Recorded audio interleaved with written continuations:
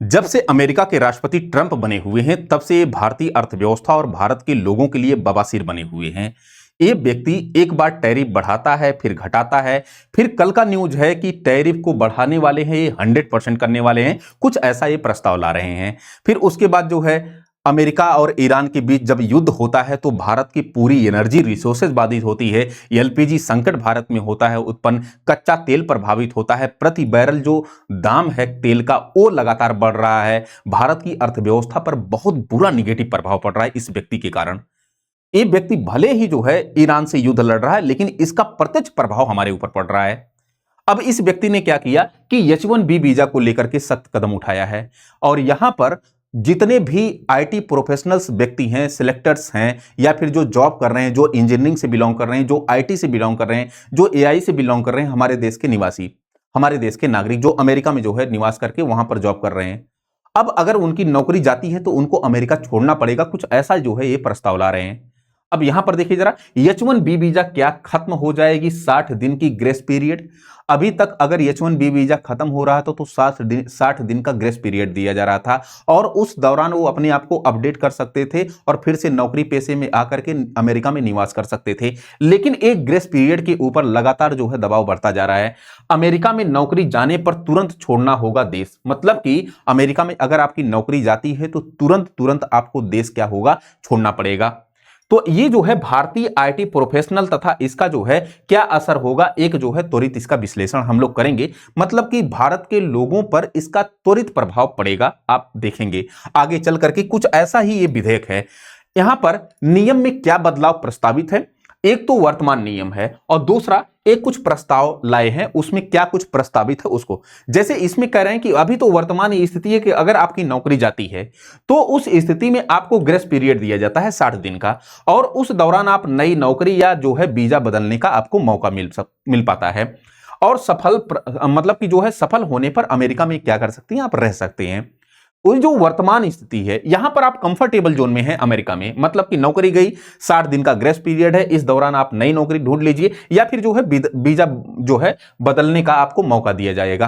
फिर उसके बाद अगर सफल आप होते हैं इन सब चीजों के लिए तो फिर आपको अमेरिका में रहने का मौका मिल जाता था। लेकिन यहां पर देखिए जरा क्या है, यहां पर है कि जो नया प्रस्ताव है क्या है कि नौकरी अगर आपकी जाती है तो ग्रेस पीरियड समाप्त हो जाएगा या बहुत सीमित होगा, बहुत क्या होगा, सीमित होगा। दूसरा, नई अमेरिकी नौकरी खोजना लगभग क्या हो जाएगा, असंभव। मतलब कि एक नौकरी से अगर आप बर्खास्त किए गए, आपकी नौकरी गई तो दूसरी नौकरी खोजना बड़ा मुश्किल हो जाएगा। तो यहां पर एक तो नौकरी गई, दूसरा नौकरी जाते ही ग्रेस पीरियड आपका समाप्त होगा या तो बहुत सीमित मात्रा में रखा जाएगा। और तीसरी बात यह है कि अगर आपकी नौकरी जाती है तो आपको अमेरिका क्या होगा, छोड़ना पड़ेगा। फिर उसके बाद तुरंत अमेरिका छोड़ना पड़ेगा और लगभग दूसरी नौकरी खोजना भी क्या हो जाएगा, असंभव हो जाएगा। तो ये पहले का प्रस्ताव ए है, मतलब कि वर्तमान का प्रस्ताव, और जो लगाया गया है प्रस्ताव वो नया प्रस्ताव में एक कुछ जो है नियम इस प्रकार तय किए गए हैं। अब यहां पर देखना जरा भारत पर इसका क्या असर होगा।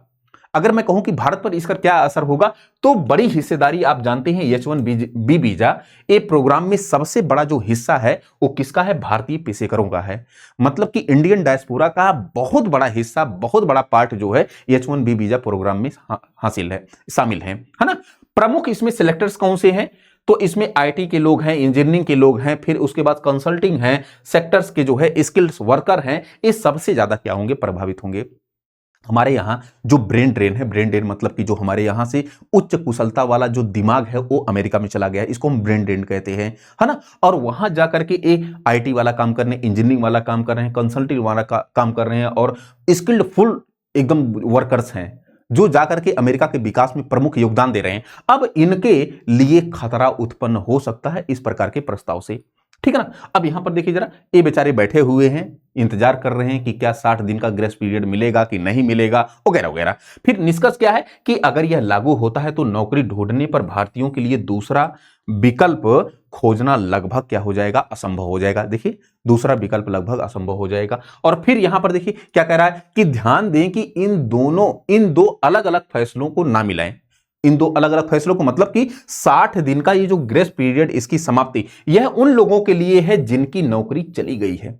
किनके लिए है? जिनकी नौकरी चली गई है। और अभी यह केवल क्या है? एक प्रकार का प्रस्ताव है, अभी ये पारित नहीं हुआ है, अभी ये लागू नहीं हुआ है, अभी आपका पुराना नियम ही, वर्तमान नियम ही चल रहा है, ठीक ना।